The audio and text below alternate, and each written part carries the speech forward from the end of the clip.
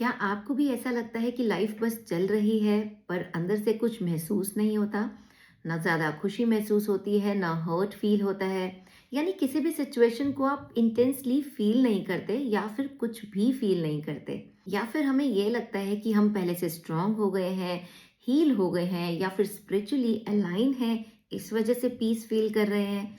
लेकिन हर silence piece नहीं होता। वो एक ऐसी इमोशनल स्टेट है जहां पर आप अक्सर ब्लैंक हो जाते हो because of continuous stress, responsibilities, betrayal, heart breaks या अकेलेपन के बाद। और जब हमारे इमोशंस ओवरलोडेड हो जाते हैं तब हमारा ब्रेन हमें प्रोटेक्ट करने के लिए उन्हें फील करना बंद कर देता है। ये हमारे ब्रेन का सेल्फ प्रोटेक्शन मैकेनिज्म है। For example, a single mother जो कि अकेले ही सब कुछ हैंडल कर रही है, एक फादर जो कि इमेंस प्रेशर के अंडर सब रिस्पॉन्सिबिलिटीज को निभाते हुए काम कर रहे हैं, एक बच्चा जिसके ग्रोइंग एज में जिसके इमोशंस को डिसमिस कर दिया जाता है और उसको कहा जाता है कि तुम स्ट्रांग रहो, या फिर उसने बचपन में अपने पेरेंट्स को लगातार फाइट करते हुए देखा है। धीरे धीरे आपका ब्रेन जो है वो इमोशंस को टर्न ऑफ कर देता है, क्योंकि जब आप लगातार ऐसी सिचुएशन में सरवाइव करते हो, सिचुएशंस को हैंडल करते हो, तो आपका ब्रेन फील करना बंद कर देता है। वो सिर्फ सिचुएशंस को मैनेज करना सीखता है।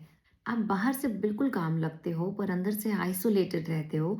लोगों के बीच में भी रहकर आप डिस्कनेक्टेड फील करते हो, और ऐसी इमोशनल स्टेट को हम इमोशनल नम्बनेस कहते हैं।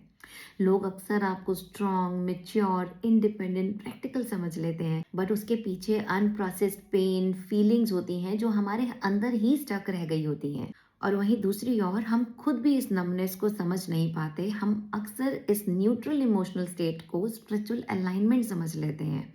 हमें लगता है कि हम हील हो गए हैं, इसलिए हमें फर्क नहीं पड़ता, क्योंकि सरफेस लेवल पे दोनों स्टेट्स एक जैसी ही दिखती हैं।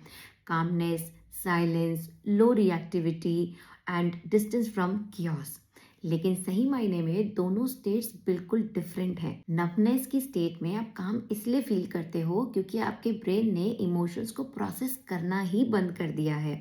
वो फील ही नहीं कर रहा इमोशंस को। वहीं दूसरी ओर स्पिरिचुअलिटी के केस में आप काम इसलिए फील करते हो क्योंकि अब आप इमोशंस को अच्छे से फील करते हो। इनफैक्ट आप दूसरे साइड के इमोशंस को भी उतने अच्छे से ही समझते हो जितने अच्छे से आप अपनी फीलिंग्स, अपनी इमोशंस को समझते हो।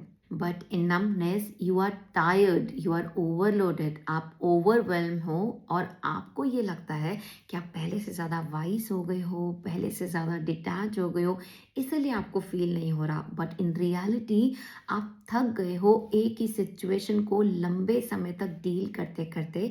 आपका सिस्टम शट डाउन हो गया है, इस वजह से आप कुछ भी फील नहीं कर पा रहे हो और डिस्कनेक्टेड फील करते हो।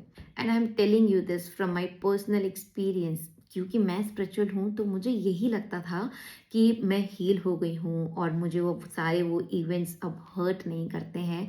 पर सच ये नहीं था, वो सब कुछ मेरे अंदर ही था। All those underlying emotions, feelings, hurt, सब कुछ अंदर स्टक था अंटिल आई डिस्कवर मेडिटेशन। अब मेडिटेशन को हम आस्था के साथ नहीं जोड़ सकते क्योंकि ये एक यौगिक क्रिया है। लेकिन आप फॉर्चुनेट होते हो जब आपके पास वाकई ही कोई डिवाइन पावर आपके साथ एसोसिएटेड होते हो, आप किसी गुरु के साथ कनेक्टेड होते हो, तो ये क्रिया और एम्पावर्ड हो जाती है। और ऐसे में आप अपने साथ अकेले बैठते हो, अपनी ब्रेथ को ऑब्जर्व करते हो, मेडिटेट करते हो। आपके अंदर जितनी भी लेयर्स होती हैं ना, ये सारी की सारी मेल्ट होती जाती हैं। आपको आपके क्वेश्चंस के जवाब मिलते जाते हैं। और अगर आप किसी ऐसी सिचुएशन में स्टक हैं और अगर आप किसी रिलीजन को नहीं भी मानते तो भी आप मेडिटेट कीजिए, अपनी ब्रेथ पे काम कीजिए। But for this you have to sit with your self. आपको अकेले अपने साथ बैठना है और बिना किसी फ़ोन के, बिना किसी डिस्टर्बेंस के, बस अपने साथ घंटों बैठना है। वो सारे के सारे सवाल जो अंदर आपके हैं ना, वो सबका जवाब आपको मिलना शुरू हो जाएगा। आपके अंदर से ही मिलना शुरू हो जाएगा और वहीं से आपकी हीलिंग स्टार्ट हो जाएगी। और अगर आप इस वीडियो के साथ रेजोनेट करते हैं, आपको लगता है कि आपके सर्कल में किसी को इस वीडियो की ज़रूरत है, आप उनके साथ शेयर कीजिए। कमेंट में मुझे बताइए आपको ये वीडियो कैसी लगी। Thank you so much for watching this video. Goodbye and take care.